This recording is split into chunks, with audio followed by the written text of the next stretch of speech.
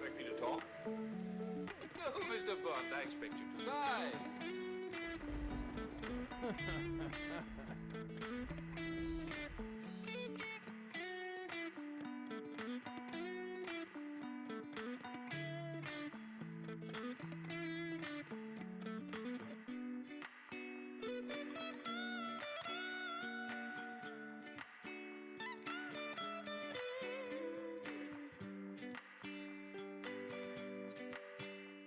What's up, cinephiles? Welcome, or welcome back if you've been here before. My name's Thomas, and this is Thomas Goes to the Movies. Today I have something special planned for you guys. For those that aren't in the know, I was born November 24th, 1992, which means that at the end of this month I'll be celebrating my 31st birthday. So, I took a page from fellow YouTubers Cody Leach and Sean Chandler's books and decided to celebrate by listing and talking about my favorite movie from every year that I've been alive. I have to say that compiling this list was a blast. Going through every year and seeing what movies came out really opened up a lot of memories and emotions that I'm beyond excited to share with you. As with most of these lists, I like to think these are films that I would recommend most people to see, and I like to avoid a bunch of spoilers. That being said, though, expect mild spoilers for most of these movies. I'll put special spoiler alerts for films where heavy spoilers can't be avoided, and I'll make an effort to remember to separate each movie into chapters so you can jump around at your leisure. I'll also be sure to link Sean and Cody's videos down in the description below because they are definitely well worth checking out. Now, without further ado, let's get into this list. Starting with 1992, we have Batman Returns. This is the first Batman movie that I ever saw.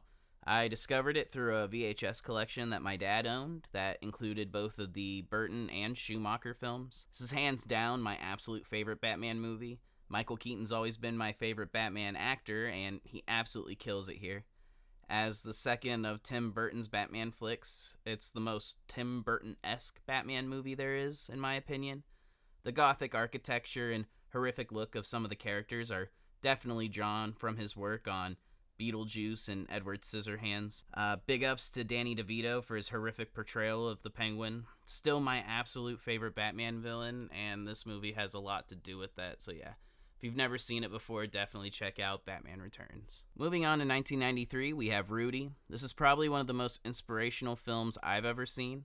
This film sees a young Sean Astin as Rudy Rudiger. He dreams of playing football for Notre Dame, but lacks the grades or body type to realize said dream. This has a great cast as well. I've already mentioned Sean Astin, but the film also includes now famous up-and-comers such as Jon Favreau and Lily Taylor, even including Hollywood veterans like Ned Beatty. Oh, and there's a cameo by a very young Vince Vaughn, who I guess went on to be a big deal or something. This movie really makes you feel for Rudy when he beats an obstacle only for another to appear.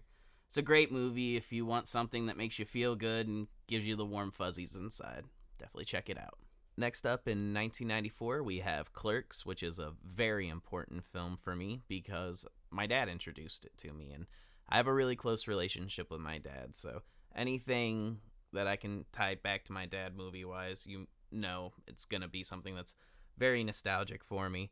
I first saw this movie in high school, and I immediately fell in love with it. I introduced the characters of Jay and Silent Bob, part of the stoner duo Mount Rushmore in my opinion, and jump-started the directing career of Kevin Smith, one of my absolute favorite filmmakers. I just love the fact that it was filmed in Smith's own place of employment during closing hours. It's a truly nonsensical film about a day in the life of two clerks. It's a great film if you can get past the shoestring budget in the black and white. Definitely check it out. For 1995, we're getting very nostalgic for me personally because that film is Mighty Morphin Power Rangers, the movie. I own this on VHS at my mom's. I was a big fan of the show as a kid, and in my opinion, this is the best feature-length interpretation of it. Ivan Ooze is a truly twisted villain that followed me into my nightmares. I swear this and Batman Return were a precursor to my love of things that frighten me. For 1996, we have That Thing You Do. This movie is great as it's my favorite actor, Tom Hanks' writing and directing debut. A great film about 60s mod rock, this movie features a fictional Americanized version of the Beatles and their rise to the top. It's all about fame and the baggage that comes with it. The cast is once again another highlight, featuring Tom Everett Scott, Liv Tyler, Steve Zahn, Charlize Theron, and Tom Hanks himself. It's a fun movie with a catchy theme that'll be stuck in your head even years after you hear it. For 1997, we have Good Will Hunting. Like Rudy, this is another film about overcoming obstacles and reaching your full potential. The obstacle in this film being, well, mental health. It's interesting to see Will Hunting surrounded by all of these people who see his potential, but being unable to get past his own trauma to do anything with it. That is until he meets Robin Williams' character, Sean Maguire. I really don't want to hype the cast of every film that I talk about, but this cast is stacked, featuring Matt Damon, Robin Williams, Minnie Driver, Stellan Skarsgård, and Ben Affleck, as well as his younger brother, Casey. It has probably the best cast of the 90s, which means we can move on, and I won't have to drone about great casts for like I did for the last two entries.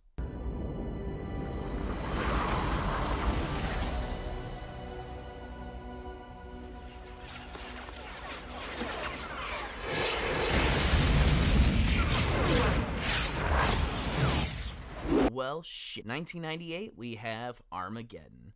This movie is the sole reason that I'm terrified to go into space. Produced by Hollywood powerhouse Jerry Bruckheimer, known for producing many blockbusters throughout the years, this movie is one of the earliest Michael Bay films. It has all the hallmarks we'd see throughout his career. I'll eat my words from the last entry while I gush about the cast. It's an ensemble cast, including but not limited to Bruce Willis, Liv Tyler, Ben Affleck, Steve Buscemi, Billy Bob Thornton, Owen Wilson, Michael Clark Duncan, Peter Stormare, Will Patton, Keith David. It's a film where the badassness trumps the silliness of the concept, and I still blast that Aerosmith song in the car every single time I go out. For 1999, we have what used to be my favorite film of all time. We have The Green Mile. I discovered this film in either my sophomore or junior year of high school and fell in love with it almost instantly. This was the film that solidified Tom Hanks as my favorite actor. It's based on one of the few non-horror Stephen King stories. Happy things happen in this movie, but it is not a happy movie. Despite the many memorable moments, such as instances with Dell and Mr. Jangles, or when a prisoner is joking around with the guards during a mock execution, the overall package leaves off with a melancholic feeling that sticks with you long after the credits roll. For 2000, I'm going to have to throw up a big old spoiler alert because we're going to be talking about Unbreakable, and I just can't talk about everything that I love about this movie without spoiling some of the biggest parts of it. Back then, the superhero genre wasn't nearly as saturated as it is now. This was probably one of the most unique superhero origins ever laid to film. It sees Bruce Willis as the only survivor of a train derailment, and Samuel L. Jackson takes a mentor role for the seemingly indestructible man. Like the previous entry, this isn't a happy film, and the dreary tone and color palette reflects this. I really like the duality of Bruce and Sam's character, but the highlight is that twist at the end when they reveal that Sam L. actually caused Bruce's train derailment. A masterful twist that was followed up by Split and Glass in 2016 and 2019 respectively. For 2001, we actually have a movie that I previously discussed in my top 10 horror movie video, and that movie is 13 Ghosts. Even though I discovered this film relatively recently, it just feels nostalgic to me. In the last video, I attributed that to the era that it was made in. It just exudes this early, cheesy 2000s vibe of the movies that I loved growing up, with the inclusion of Adrian Monk and Shaggy Rogers in the cast, and amazing designs for the titular ghost. It's a delightfully spooky experience. Moving on to 2002, we have Mr. Deeds.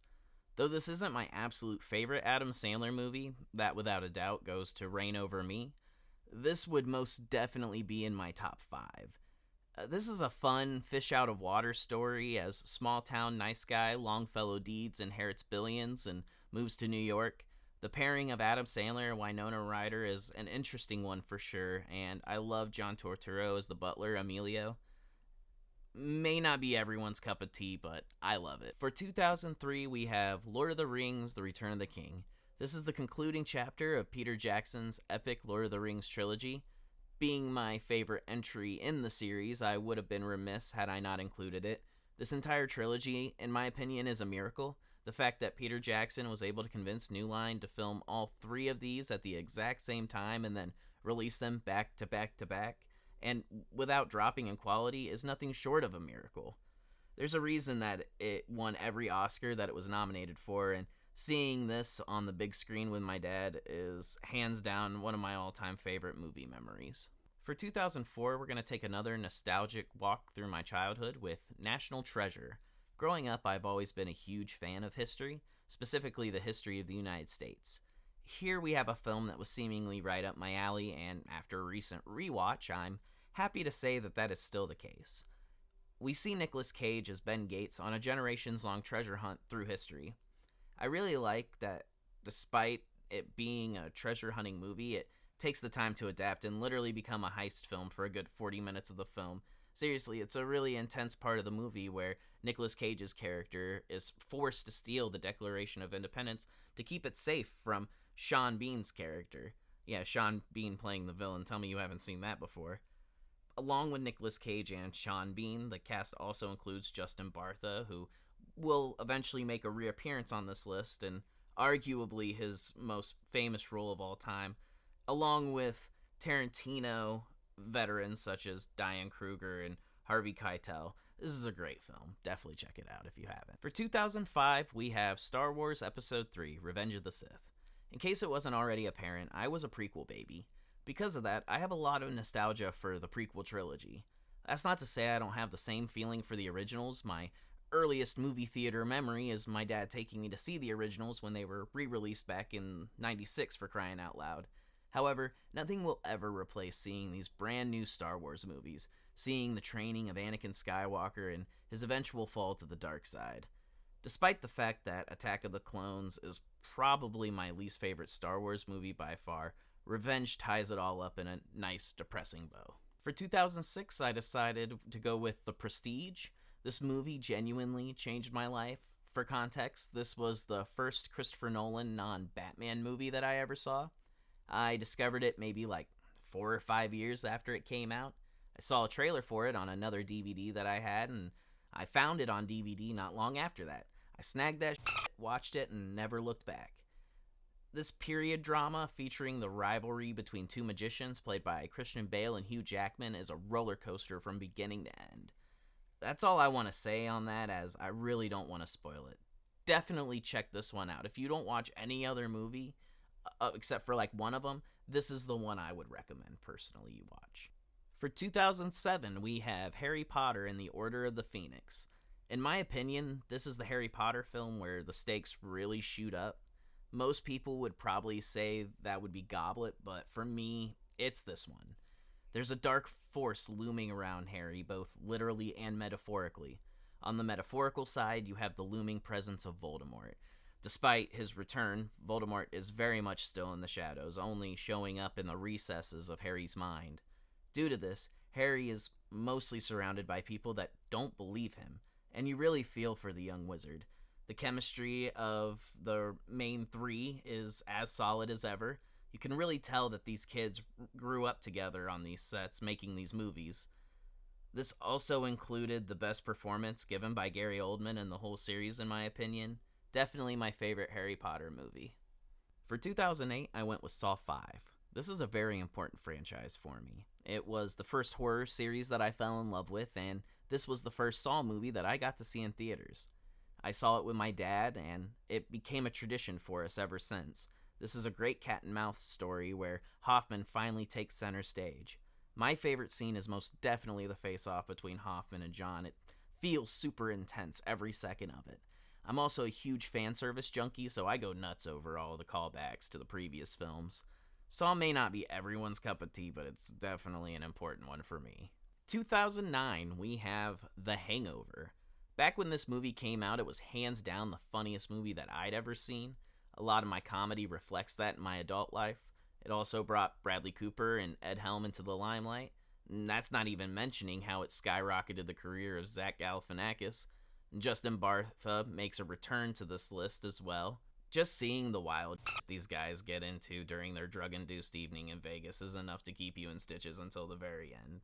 Moving on to 2010, we have Toy Story 3. As someone who grew up watching the original Toy Story and vaguely remembers seeing Toy Story 2 in theaters, the conclusion to the original trilogy really hit different for me. In this movie, Andy has grown up and is preparing to go to college. And it just so happens that I was a year away from graduating high school when this movie came out, so I really resonated with that. At first, it feels like a film about loss as Andy is thrust into adulthood and forced to detach himself from his childhood. However, by the end, you find that it's also about looking forward to the journey ahead. Great ending for this trilogy, and yeah, as much as I enjoy Toy Story 4, I have to admit that really the series ends with Toy Story 3 for me because that ending is just spectacular. Next up, 2011, we have Captain America: The First Avenger. I love the MCU. Despite the hate it gets nowadays, there are very few modern MCU properties that I actively dislike. I'm looking at you, She-Hulk finale. However, what I really like is when Marvel breaks the mold and uses their superhero films to tell stories in other genres. This one does just this by telling Steve Rogers' origin story in a war film setting. Set in World War II, this film shows Steve starting out as a scrawny nobody and ending up as the star-spangled man with a plan. This movie proved that a good Cap film was possible, and it made what was originally perceived as one of the most boring Marvel characters one of my favorite Marvel characters. And that credit goes 100% to Chris Evans and how he plays the character. Definitely a worthy start to any MCU watch through, in my opinion.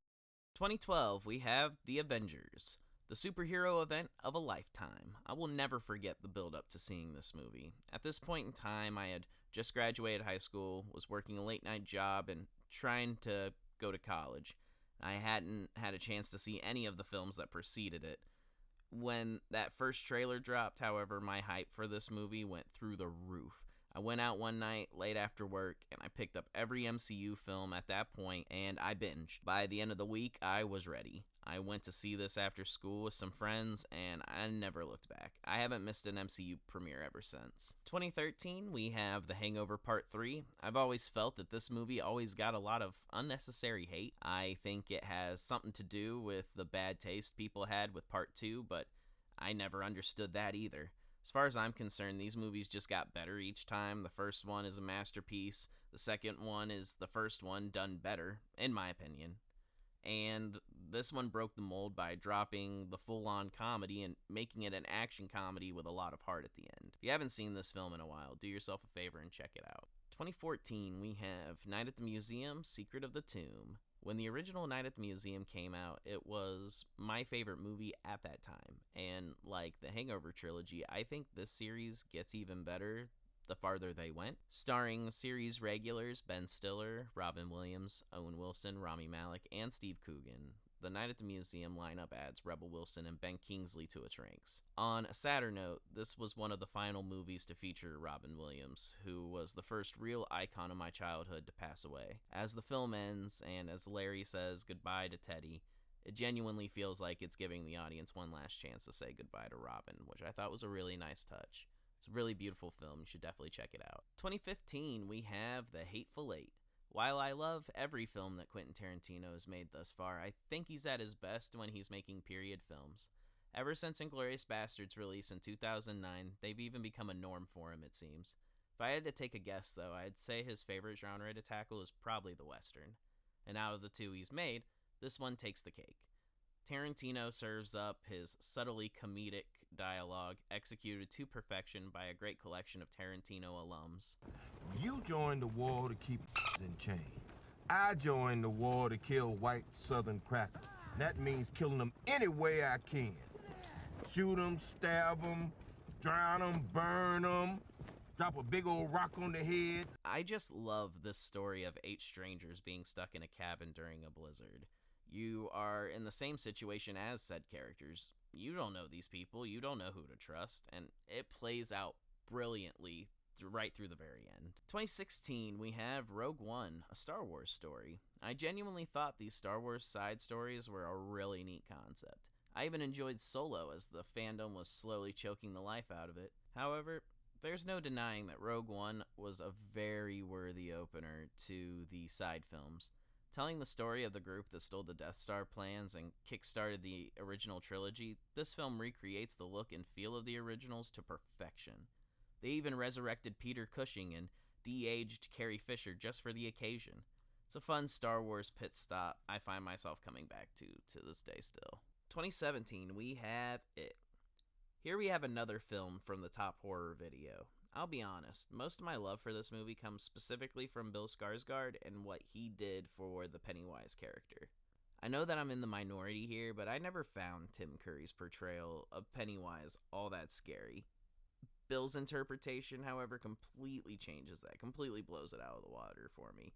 I also greatly appreciate the 1980s setting, and the group of child actors here are probably the strongest that I've seen in a very, very long time. For 2018, we're going to talk about one half of my current favorite movie of all time, and I'm going to throw up a spoiler alert because we're going to be talking about Avengers Infinity War. This movie was an event upon release. I've said before how impressive it was that the first Avengers movie brought together 6 heroes into one film. Yeah, try like 20 heroes in this one. I thought that making the villain the central character was a ballsy yet great touch. Thanos is definitely the best villain the MCU has given us thus far, and he did a great job making him more empathetic than his comic counterpart, I think. Ultimately, the ending is quite the gut punch. When our heroes lose and most of them are snapped out of existence, the shit had me fucking shook, dude. For 2019, we're going to talk about the other half of my favorite film of all time, and we're going to keep that spoiler alert up there because we have Avengers Endgame. Wow, just wow. I'm just going to list off the reasons why this is the Marvel film I've always wanted. Bruce Banner is Smart Hulk, Thor is a depressing mess, the battle for Earth is the coolest thing ever put to film, and oh my god, callbacks, callbacks, callbacks galore. Oh yeah, and this is pretty badass too. Avengers!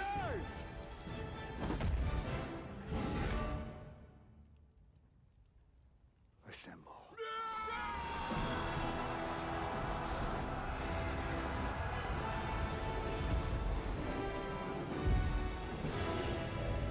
You feel the weight of Infinity War in the beginning, and you feel the consequences of the past 3 phases by the end of this film.